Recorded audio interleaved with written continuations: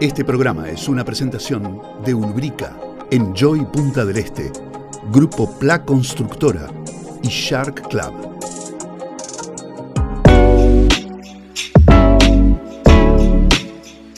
Explorar los temas más candentes y significativos que impactan a nuestra sociedad es mi objetivo principal, proporcionándote los hechos y análisis necesarios para que estés al tanto de lo que sucede a tu alrededor. Voy a acercarte la visión de mis invitados para ofrecerte la posibilidad de que crees tu propia opinión. Soy Laura Do Carmo y te invito a acompañarme a conocer a los personajes más destacados de nuestra región.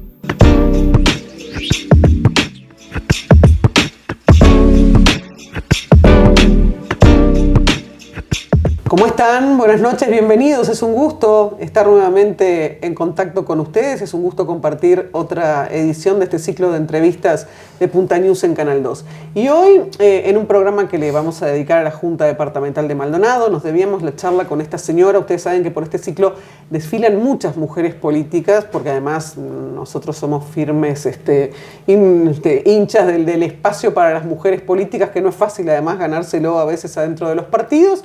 Pero además en este caso porque, bueno, ella es presidente de la Junta en este periodo, pero además terminó el periodo anterior siendo presidente de la Junta.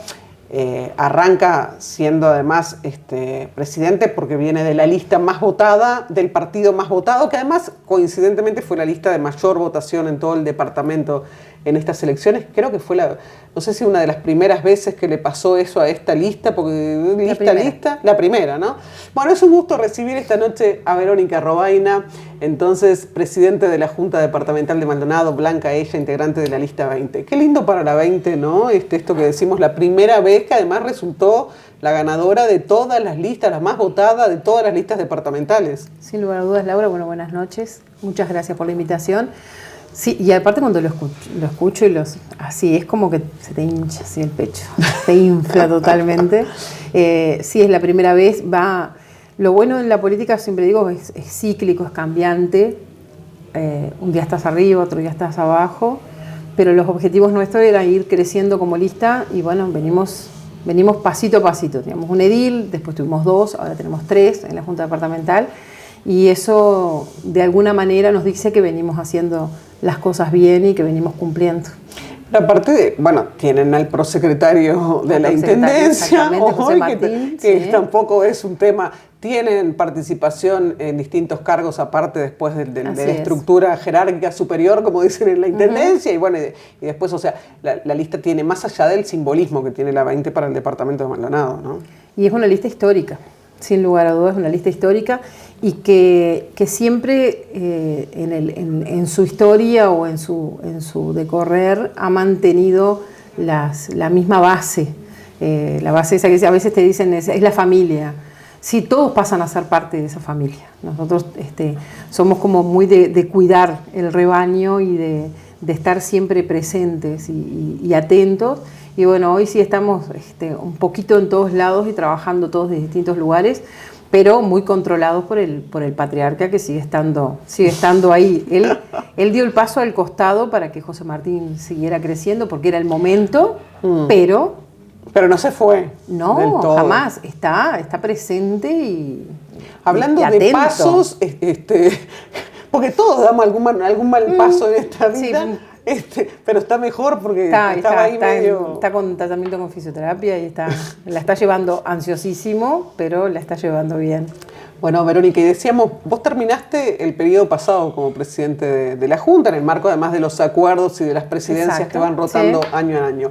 Arrancás, obviamente, porque justamente la 20 fue la más votada, del sector más votado, del sector del intendente, pero tuviste cosas difíciles el año pasado y arrancaste este año, que como todos los primeros años tienen sus desafíos, porque entre otras cosas, además este intendente va a mandar rapidísimo el presupuesto en unos días más, como quien dice. Pero el año pasado yo recuerdo, el Frente en algún momento cuestionó mucho el accionar de la presidencia, planteó cuestiones de confianza política, hubo momentos muy tensos, ¿no? en el plenario. Arrancar con todo eso a veces no es fácil. Mira, Sí, me retiraron la confianza política en el Sí, penal. en un momento, sí. Y bueno, continuó el periodo, yo muy tranquila de que venía siendo respetuosa primero con las personas, que creo que es lo más importante. En política, yo siempre digo, en política no todo vale y hay que ser muy cuidadoso y muy respetuoso, sobre todo de la persona, no del político. Nunca se puede perder el concepto de que detrás de esa persona que está ahí sentada ejerciendo un lugar hay un ser humano y hay una familia que lo acompaña. Sí, vos marcabas eso en el discurso de Asunción de este año, Entonces, ¿no? No todo vale en política y mucho menos como cuando estamos camino a una instancia electoral. Ahora, la misma fuerza política que te sacó la confianza en el periodo pasado, aunque fue hace unos meses, sí, sin embargo acompañó tu votación y vos saliste electa ahora presidenta con el voto de todos los exactamente. ediles. Creo que fueron dos momentos diferentes. El momento que ellos retiraron la confianza era no tanto el retirar la confianza como una acción, y sino el ejercer una presión mayor para un tema que era álgido y era muy complicado y continúa siendo. Y ahora comenzó un nuevo periodo, empezó un nuevo quinquenio, y el retirar la confianza política del presidente significa un montón de cosas dentro de la Junta. Uh-huh. Entonces, creo que fue inteligente, sea yo que estoy en la presidencia o el presidente que estuviera en la situación que fuera. Creo que quitarle la confianza política a un presidente de la Junta Departamental no lo veo que sea el camino porque no cambian absolutamente nada, simplemente te deja fuera o limita una cantidad de cosas. Ese día fue tremendo, no te voy a decir que no me importó, no, fue tremendo. Y bueno, yo agradecí el apoyo de los funcionarios de la Junta, de toda la bancada del Partido Nacional, en su momento del representante del Partido Colorado, porque fue un momento muy complicado, ¿no? Emocionalmente te mueve. Pero bueno, lo entendí que es parte del juego de la política y de estar sentado en ese lugar.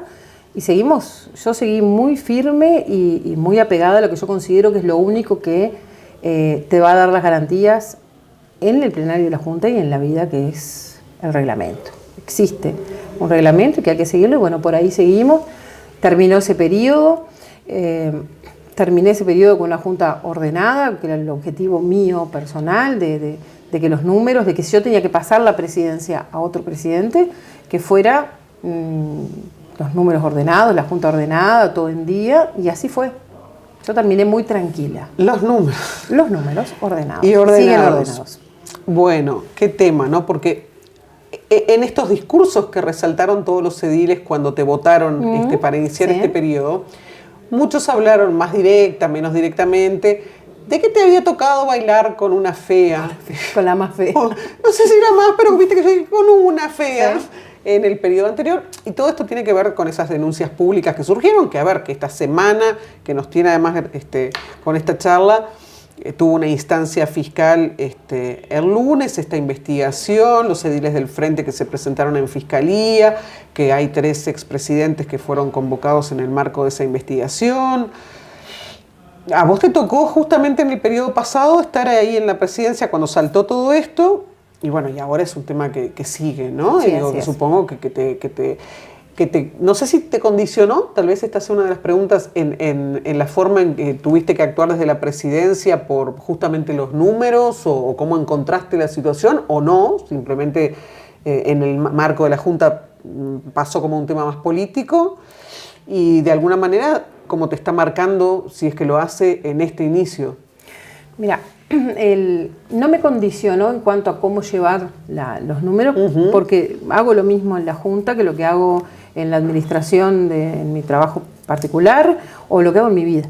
Entonces, los números de la Junta, cuando entré habían cuentas a pagar, habían cantidad de cosas que no estaban ordenadas, y bueno, empecé a ordenar y empecé a darle mi impronta, porque si yo iba a tener que ponerle la firma al final, bueno, va a ser con la firma al final, pero con lo que yo considero que me da tranquilidad hacerlo de esta forma. Y yo soy de armar equipos y delegar, entonces trabajo mucho con los funcionarios de la Junta, que en definitiva son los que realmente conocen el funcionamiento administrativo de la Junta. Yo soy político, estoy ahí, es un cargo político. Entonces empecé a crear ciertos protocolos de acción en cuanto a las compras, en cuanto al manejo de una cantidad de cosas en la Junta, para darme garantías a mí y para darle garantías a ellos también. Entonces, por ese lado, eso. Después, no me condicionó en cuanto a cómo proceder lo que estaba pasando. Sí, me dejó mucho más alerta, sin lugar a dudas, porque decís, hoy están estos 3 actores políticos, mañana puedo estar yo en esa situación. Sí, porque yo recuerdo que la investigadora de la Junta, en sus conclusiones finales, que las presentó en el plenario la última semana de junio, así es, recomendaba, de alguna forma, mejorar justamente lo que vos decís, algunos procesos, algunos controles, algunas cuestiones administrativas que de repente la Junta no estaba obligada, pero que, bueno, podían traer más transparencia a los procesos de alguna forma.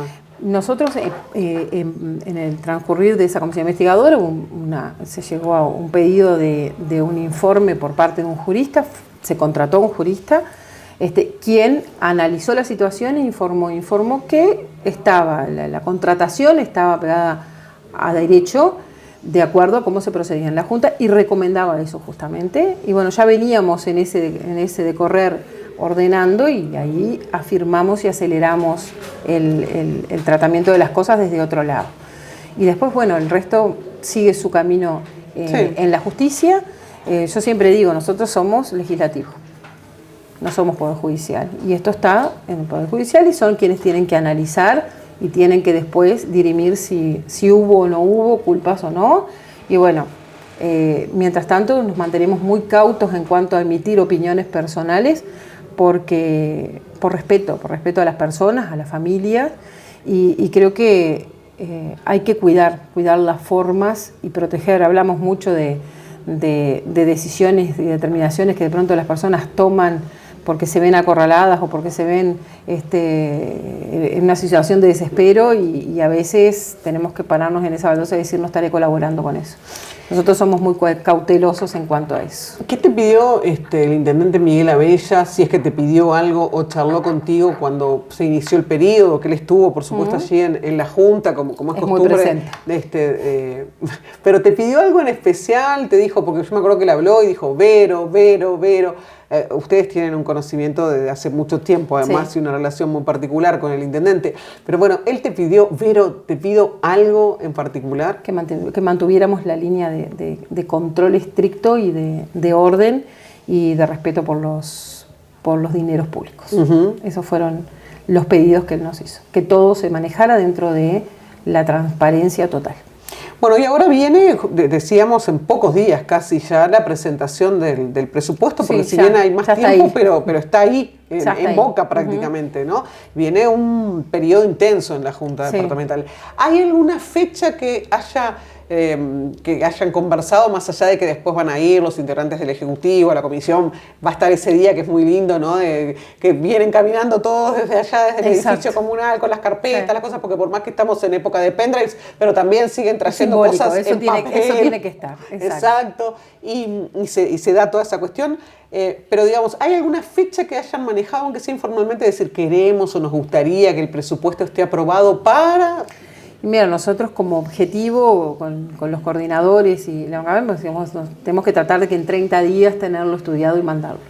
Pero bueno, o sea, un mes desde que lo reciben, un mes para a 40 mandarlo, días, para esperar. O sea que si todo fuera con estos tiempos que ustedes planean, más los del Tribunal de Cuentas, más la vuelta, más etcétera, etcétera, antes del receso tendríamos liquidado el trámite del presupuesto. Esa es la idea. Cosa de que empiece el nuevo año con el nuevo presupuesto aprobado. Exactamente, que ya empiece a andar, a caminar, a funcionar la máquina enseguida del receso.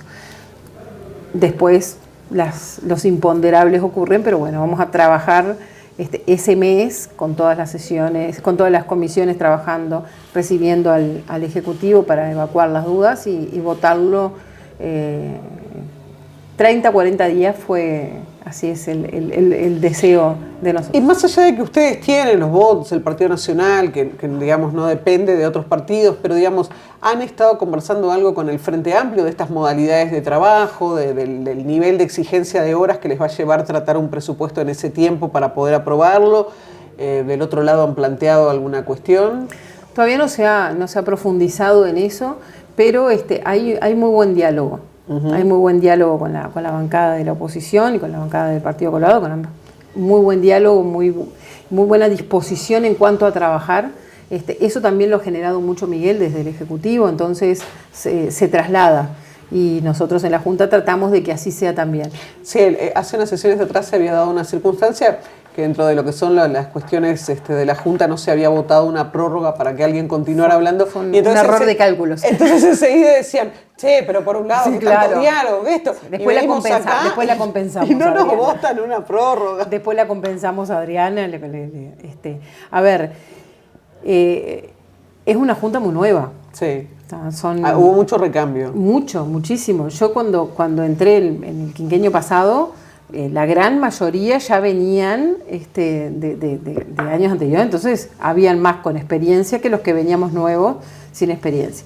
Y ahora es al revés, entonces el coordinar ahí hubo un desencuentro y todavía hay muchos de los nuevos que vienen con esa, dicen, no, está hablando mal, no lo vamos a votar, no, es parte del debate. Está bien, pero que también es una posición que podría ser, claro, no nos gusta lo que está diciendo. Y pero no era el caso, no era el caso, ya quedó saldada la deuda con la Adriana y con el Frente Amplio, eso ya quedó en orden. Vamos a seguir en paz. Bueno, no es un mal augurio al comienzo del quinquenio. Por favor, recién empezamos. Hemos tenido quinquenios complicaditos en esa Junta. Muy. Creo que el hecho también de tener un partido nacional unido, digamos, y participando todos los sectores dentro del gobierno también le cambió mucho la impronta al funcionamiento de la Junta. Sí, sin duda.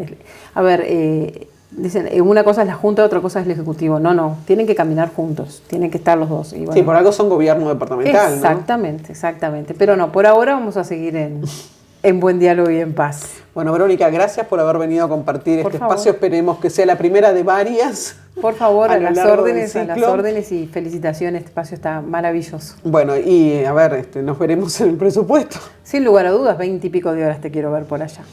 No prometo las 20 y pico. No va a ser, no. A ver, yo lo sé. Yo voy en instancias. A esta altura lo que me he reservado es decir, bueno, voy en instancias. La del presupuesto yo siempre digo, y le digo a los chicos nuevos, aparte de los que se integran al trabajo de la Junta, de los distintos medios, hay instancias que uno tiene que estar, porque no es lo mismo además, mirarlo por YouTube, la hay que estar ahí. efervescencia de esa noche es increíble. Y todas las cosas que pasan esa noche, y las largas horas, 20 horas, 24 hemos pasado, y 36 Sí, también. 27 creo que fue la última.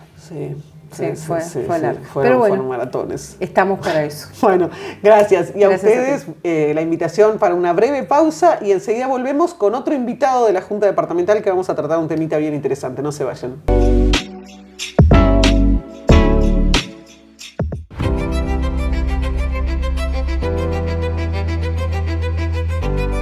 Cada grano de arena, desde Portezuelo a José Ignacio. Cada sentido que se despierta. Cada rayo, cada gota, cada respiro. Risa. Sabores y miradas. Cada silencio y cada nota hacen de cada momento un momento único y de un lugar. Un lugar único. Enjoy Punta del Este. Experiencias únicas en un único lugar.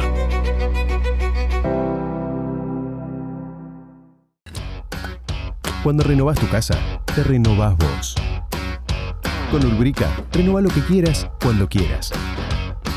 Protege tus maderas con los mejores protectores y la más alta calidad en esmaltes. Pinta tus pisos. Colorea tus paredes interiores y exteriores. Renová. Renovate. Urbríca, más de 50 años innovando juntos. Ahora también en Piedrabuena, Sierra y Roosevelt.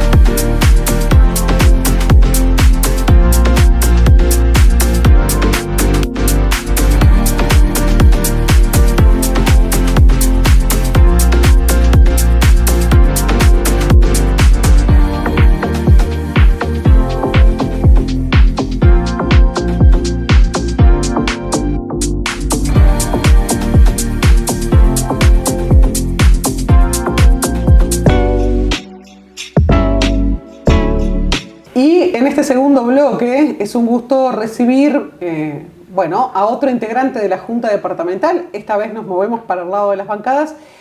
Vamos a quedarnos dentro de lo que es el Partido Nacional, pero con una de las figuras más jóvenes que tuvo presencia en el quinquenio anterior y ahora está de nuevo y ha presentado en los últimos días algo bien interesante de lo que ya vamos a hablar. Para nosotros es un gusto recibir hoy en este espacio a Nacho Méndez, a Ignacio Nacho Méndez, que lo conocemos desde hace algún tiempito, igual un poquito más atrás que la Junta Departamental. Nacho, bienvenido. Muchas gracias, Laura, por invitarme y gracias por estar aquí. Bueno, en este quinquenio, electo por la lista 5022, dentro del paraguas de Todos por Maldonado, pero bueno, nueva intendencia, nuevos 5 años para adelante. ¿Qué podemos esperar, digamos, de tu sector, pero más que del sector amplio, de tu línea en la Junta Departamental? Bueno, como bien hablábamos anteriormente, hace 5 años soy edil, 5 años y unos días, pero como suplente. Y la idea como suplente fue sobre todo aprender, ver cómo se movían las esferas políticas, cómo se movía la Junta, cómo funcionaba, cuáles eran los reglamentos, cuáles eran quizás un poco más las preocupaciones de la gente y el desconocimiento de la gente de la Junta, de qué hacían, qué no. Eso fuimos educándonos, fuimos aprendiendo y estos 5 nuevos años nos van a agarrar estando al firme junto con la gente, trabajando con organizaciones sociales.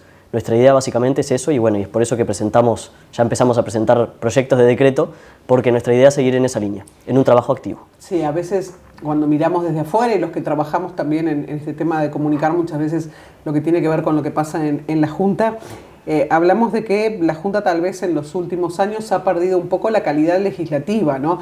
Más allá de que se legisla, de que hay muchas iniciativas o en su mayoría que provienen de la Intendencia, tal vez la cantidad de proyectos de decreto departamental que surgen por iniciativa de los ediles haya bajado. A veces hay gente que dice que se ha perdido un poco la calidad legislativa también, porque de repente se da más peso a discusiones políticas que también son obviamente del ámbito de la Junta. Pero bueno, en este caso vos haces mención a un proyecto de decreto departamental que nosotros tenemos acá, ¿no?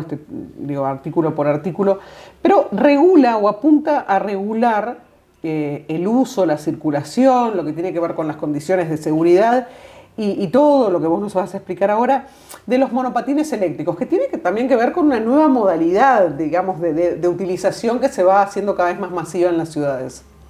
Exactamente. Nosotros nos reunimos con Damián Tort, el alcalde de Maldonado, y junto con algunos vecinos nos plantearon la problemática que existía con respecto a los monopatines eléctricos. Y habían 2 principales discrepancias.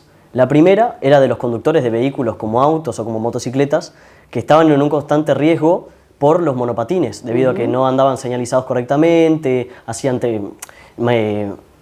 giros en zigzag, hacían manejos temerarios. Entonces todo eso comprometía la seguridad en el tránsito, tanto para ellos como para también los otros vehículos.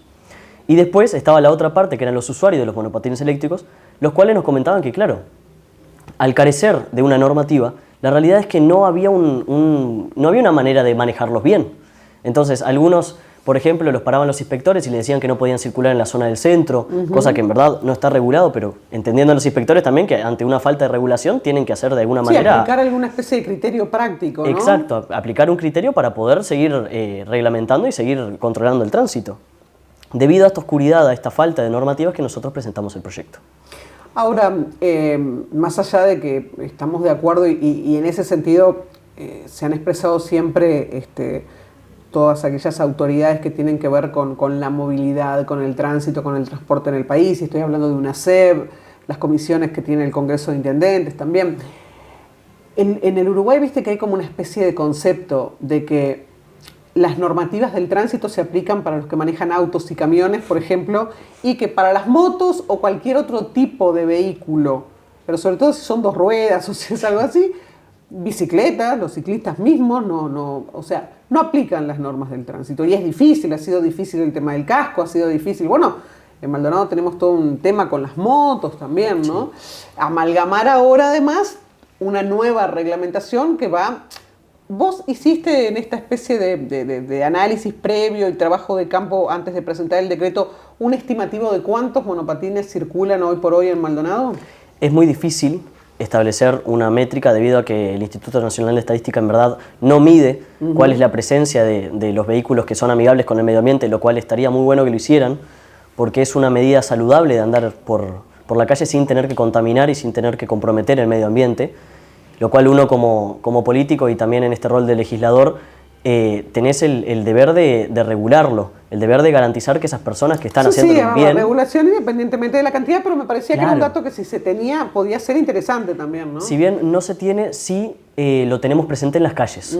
Hay muchas personas que te dicen, y bueno, uno mismo cuando va por la calle ves un cambio constante en el movimiento del tráfico, y por supuesto que se están empezando a ver cada día más personas, individuos, en monopatines eléctricos. Vos decías que habías hablado con los usuarios. ¿Hablaste de forma aislada, digamos, o hay alguna especie de grupo que ya los nuclee como usuarios de este tipo de vehículos? No, al día de hoy no, bueno, desconozco si hay una asociación, pero nosotros hablamos particularmente con usuarios aislados que nos contaron sus problemáticas.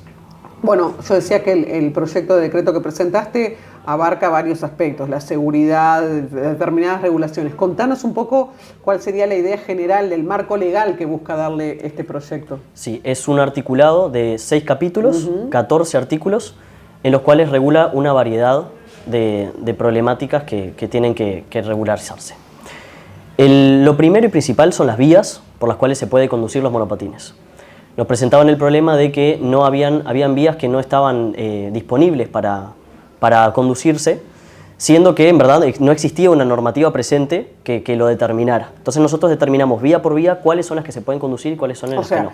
Calles, arterias donde sí podés ir con monopatín y otras que no. Exacto. ¿Cuál es la diferencia principal o el factor principal que hace que una calle, una avenida o un determinado lugar sea apto para circular con monopatines eléctricos y que no? Los lugares en los cuales haya peatones, como por ejemplo en todas las peatonales del departamento, no se puede circular en monopatín. Dígase, por ejemplo, Sarandí o Gorlero, no por la calle, sino que por la peatonal. La idea es cuidar al máximo, no solamente al usuario del monopatín, sino que al peatón y a los vehículos. Entonces, en las vías públicas sí se va a poder manejar el monopatín eléctrico, pero tiene que hacerse sobre la derecha, pegado a la calzada, pegado a la acera y de una manera... digamos que prudente, segura, no se pueden adelantar autos. Si hay objetos que obstruyen la ida por la derecha, se tiene que hacer un adelantamiento, no en zigzag, con una correcta señalización, con la mano, como funcionan con las bicicletas. Siempre hay que mirar para todos lados antes de cruzar. Establecimos una regulación para poder, más allá de la costumbre que ya utilizan, que es manejar por la calle, debido a que estas personas nos planteaban la problemática de, a mí me mandan a ir por una bicisenda, pero no hay bicisendas en todo el departamento. Y yo lo quiero utilizar para ir a trabajar. ¿Cómo hago? Entonces, bueno, nosotros en base a eso dijimos, ok, van a poder manejar por la calle porque en el entendido de que estas personas van a trabajar en los monopatines y los usan como su vehículo personal, pero con ciertas precauciones, ciertas seguridades, en las vías públicas van a poder manejar, pero a la derecha, siempre pegados a la acera y teniendo en cuenta principalmente su seguridad. ¿Y qué libreta tienen que tener? Hasta el momento no hemos establecido dentro de la normativa una libreta.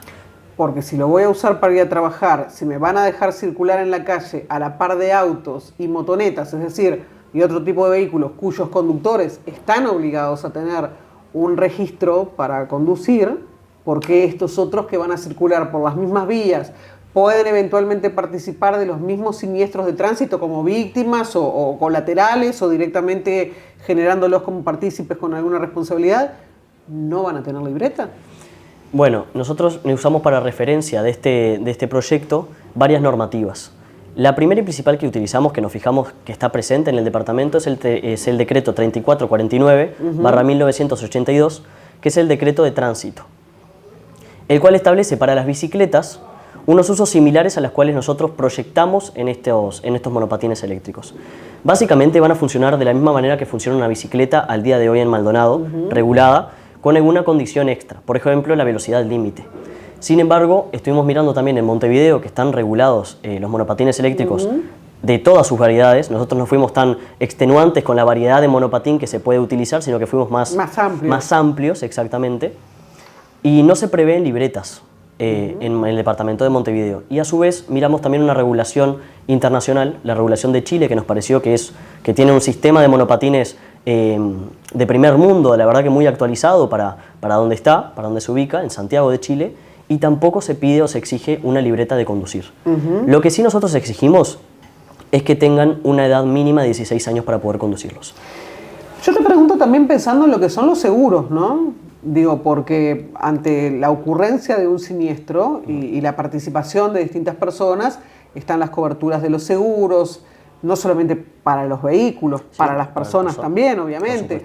Y pensando también en lo que puede ser este aumento de vehículos en la calle, esta cuestión de que no todo el mundo cumple con las normativas, no todo el mundo va a respetar que circulen por determinado lugar. Los conductores, el resto de los conductores, tampoco eventualmente van a respetar como pasa. Sí, entonces, pensando desde distintos aspectos, está bueno, me parece, regular, ¿no? Y hay que regularlo. Pero después, digo, van surgiendo un montón de preguntas, ¿no? Por ejemplo, como estas que te hago, de, bueno, ¿cuál es el alcance? Han hablado con el tema de, por ejemplo, de compañías o abogados que trabajan en los temas de seguros para ver, en un caso de intervención en siniestros de monopatines, digo, personas que van sin libreta, sin seguros obligatorios, bueno, ¿cómo es el tema ese? Bueno, lo pregunto como estudiante de Derecho mismo que sos vos, ¿cómo es el tema en ese caso, ¿no? De un siniestro, porque generalmente cuando vos sabés que, esto lo marca la estadística, hay siniestros donde participan vehículos de 2 ruedas, sí, independientemente de la responsabilidad que tengan o no, pero se llevan la peor parte siempre cuando el otro del otro lado es un auto, un ómnibus, un camión. Exactamente. Sí, nosotros previmos en la normativa que la Intendencia pudiera reglamentar por medio de, valga la redundancia, un reglamento, todas las cuestiones que son las infracciones, las sanciones y las multas, y así como también los controles por la del Departamento de Movilidad, ex Dirección General de Tránsito. La idea es que la Dirección General de Tránsito, Departamento de Movilidad, al día de hoy, sí, pueda regular por medio de un reglamento todas las cuestiones específicas que lo viene haciendo, como con las bicicletas. Las bicicletas tampoco tienen una libreta de conducir propiamente dicha, sin embargo han encontrado la manera de que cuando participan en algún siniestro de tránsito, por medio de su documentación o por medio de algún documento que enlace a la persona, puedan ahí resolver por medio de los seguros. Nuestra idea es que se va a asimilar mucha cosa, tal vez a las bicis, otras parecidas a las motos. A ver, capaz que en un futuro las exigencias son otras. Sí, nosotros no prohibimos en la norma, ya le digo, ni controles de patente, ni prohibimos seguros, más allá de que tenemos un capítulo dedicado a las empresas. Las empresas tienen que tener un seguro, pero por un tema de la protección del usuario que alquila, no por un tema del seguro en el vehículo como tal. Sí, sí, porque bueno, tal vez acá no esté sumamente difundido, pero digamos que en muchos lugares, y es algo creciente, surgen las empresas porque es muy cómodo manejarse en las ciudades con este tipo para los que tienen equilibrio, por otra parte, ¿no? Sí, totalmente de acuerdo. Sí, sí, sí. Entonces, si bien esas cuestiones no están reglamentadas, no están puestas en la normativa, la Intendencia, si lo considera prudente y más adelante, puede hacer un reglamento en base a la normativa y por supuesto ajustándose a ella para, bueno, reglamentar los aspectos que crea convenientes, como por ejemplo las sanciones en caso de multas, ¿no? En caso de infracción. Más allá de las cosas que van a ir surgiendo después y las que va a reglamentar la Intendencia, dentro del ámbito de la Junta, ¿esto vos ya lo presentaste? ¿Entra por tránsito, la Comisión de Tránsito, o entra por cuál?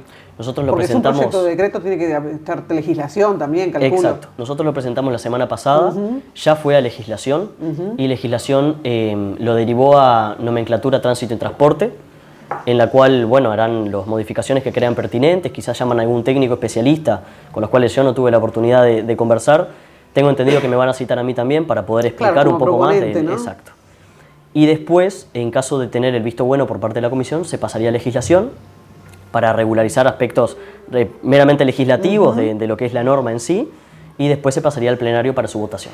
¿Hablaste antes de presentarlo o en estos días, ahora después que lo presentaste, con el resto de tus compañeros? Porque en esta legislatura, igual que como pasó en la anterior, el Partido Nacional tiene una situación que digamos que hacía muchísimos años que no se da en Maldonado y que se da en pocas juntas del país, que es el tema de tener una mayoría de 21 votos, ¿no? Que es un número mágico, decimos nosotros, que le da la posibilidad de aprobar un montón de cosas sin necesitar votos de otros partidos, ¿no? Sí. Digo, ¿hay tus compañeros blancos, están afines a acompañar, independientemente de los cambios o de los ajustes que se hagan en las comisiones, un proyecto de esta naturaleza? Sí, en el correr de la semana he estado hablando con varios compañeros y la realidad es que la recepción es muy buena. Por supuesto que hay algunos aspectos a modificar, como en todo, y estamos más que abiertos a modificar lo que sea necesario, Sin embargo, la recepción ha sido muy buena, no solamente por parte de mi partido, que lo agradezco, sino también por parte de otros partidos. Y con el director de movilidad, con Juan Piola, y con el intendente Abella, que es un intendente además de tu sector, ¿tuviste oportunidad de charlar de este tema? A ver si ellos, digamos, cómo lo reciben la presentación del proyecto. No he tenido oportunidad de hablar con el director del Departamento de Movilidad. Espero poder hablar con él en la comisión propiamente de Tránsito y Transporte, por supuesto, para esclarecer algunos de los aspectos quizás más reglamentarios que uno como legislador quizás no conoce de parte del Ejecutivo, porque hay veces que las personas generalmente piensan que somos más o menos como lo mismo, pero la realidad es que nosotros somos aspectos legislativos y ellos ejecutivos. Entonces hay algunas cosas las cuales nosotros no tenemos realmente mucho conocimiento, ¿verdad?, interno, del funcionamiento interno del departamento. Y con Miguel Abella la realidad es que no hemos querido hablar debido a que él está organizando ahora mismo el presupuesto y no queríamos ponerlo en el compromiso de generarle más cargas bueno. No, yo decía capaz que es una cuestión informal. Esto, bueno, está en comisión, volveremos a hablar cuando tenga alguna instancia. Anoche que hubo sesión de la Junta, vos planteaste allí algunos aspectos que tenían que ver con el Día de la Juventud, y yo lo voy a ampliar o llevarlo en todo caso, en este caso a la juventud política, ¿no? Vienen también el Partido Nacional el fin de semana pasado de los festejos de aniversario del 189. Bueno, en el marco del Día de la Juventud y por fuera de los demás aspectos, la juventud política y vos como joven político, ¿cómo enmarcamos esto? Bueno, para mí, como lo dije en la sesión, la realidad es que es un orgullo poder ser uno de los más jóvenes nuevamente en conformar la Junta Departamental. Empecé el periodo anterior siendo el más joven y vuelvo a empezar este periodo siendo de vuelta el más joven. El día de hoy tengo 23 años. La realidad es que es un suceso que no acontece seguido, esto de ser tan joven y poder estar en lugares de protagonismo y en lugares de desarrollo público. Sin embargo, lo veo como algo realmente muy bueno. Me parece que la juventud tiene que ocupar puestos de relevancia política debido a que los jóvenes no solamente tenemos ideas más frescas, sino que tenemos una mirada un poco menos contaminada con los problemas del pasado. Nosotros sabemos aceptar, o por lo menos personalmente acepto que hay miradas distintas, hay realidades distintas por las cuales unos estamos en unos partidos políticos y otros estamos en otros.